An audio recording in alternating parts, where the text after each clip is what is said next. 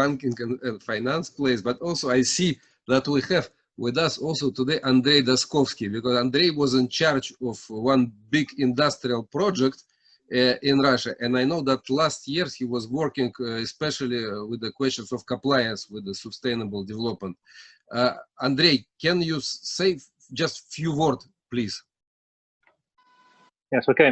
Thank you, Oleg. Good afternoon, colleagues.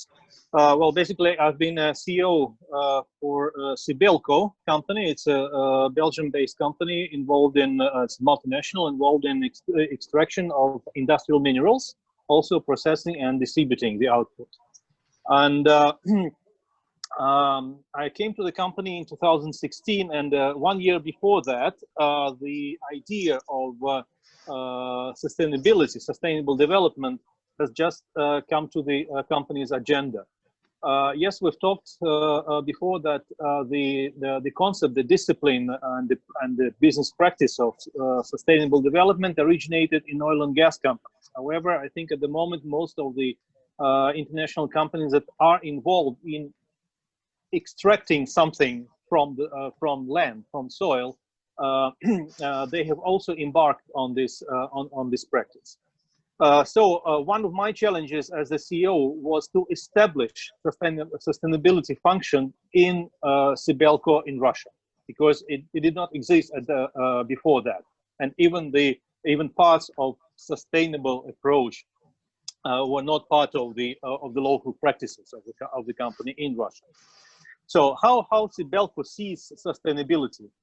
In general, we see it as a kind of a balance between three aspects of company's activities: economical aspect, societal aspect, and environmental aspect. So the concept is called 3 Ps: people, planet, and profit. And Sibelco distinguishes between general sustainability and environmental sustainability. Well, basically, I will now focus on environmental sustainability, which consists of the so-called planet aspects. Okay, what we do in our economic activity with the assets that we own, and also stakeholders engagement and community involvement. So companies like Sibelco, we disturb land, okay, and land is a scarce resource.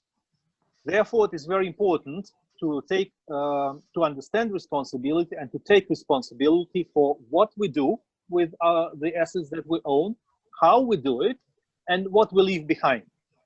Okay, and the activities that under which we understand the sustainable activity of the company, they include land and asset management,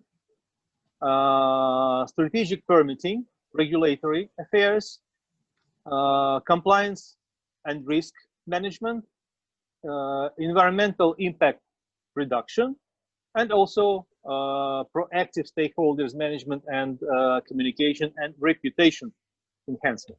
All these aspects, all these activities are closely interrelated with each other, and they never stop. Okay, it's a continuous activity, continuous improvement. Companies, they consist of sites. So in Sibelco, we have more than 240 sites across the globe. And the approach, so the company's policy was that, and is, that the approach should be absolutely the same on each site, whenever, wherever it is located. Either it is in Belgium, or it's in Germany, or it's in Russia. And the approach was called long-term sustainability approach on a site level. And we start with this approach long time before we start operations. We continue it during operations and also after the operations cease. Why we do that before operations? So we start from finding the available land and resources. Okay, we do some exploration. We need to understand what is in land, how much resources, what type of resources are there. Then we start the pre-permitting and permitting activity. to develop mining projects, go through public hearings, and finally have everything ready to start production. And we do it in a sustainable way, not just to, okay, get some papers signed that will allow us to start operations.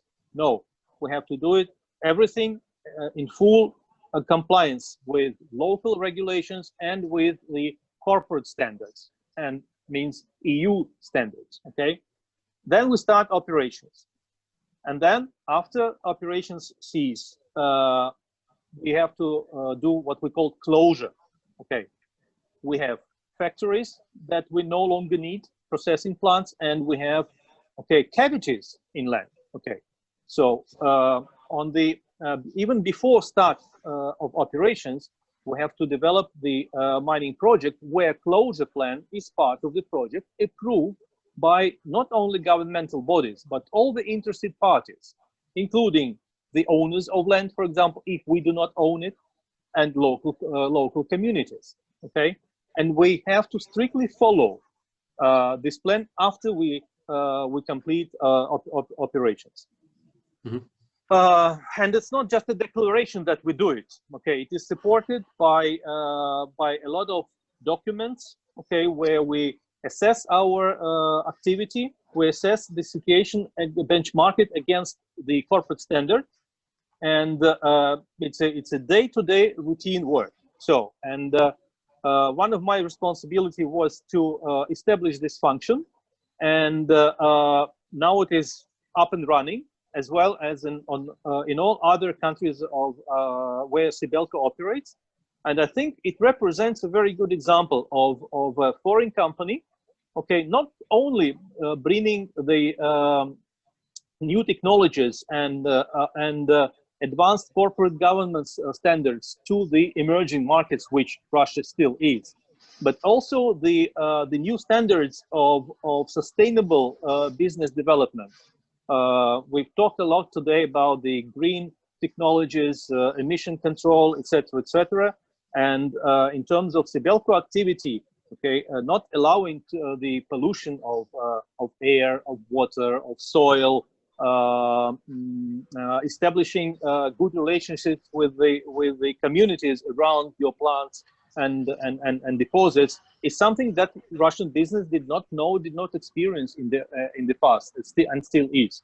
So I think it is a very remarkable example, and I'm proud of being part of this activity. So that was I think a practical example of introducing the business sustainability values in the Russian Federation by European company. Thank you. Thank you, Andrei. It's true that Sibelco have a few factories in different parts of Russia and already implicated, I think, for more than 10 years in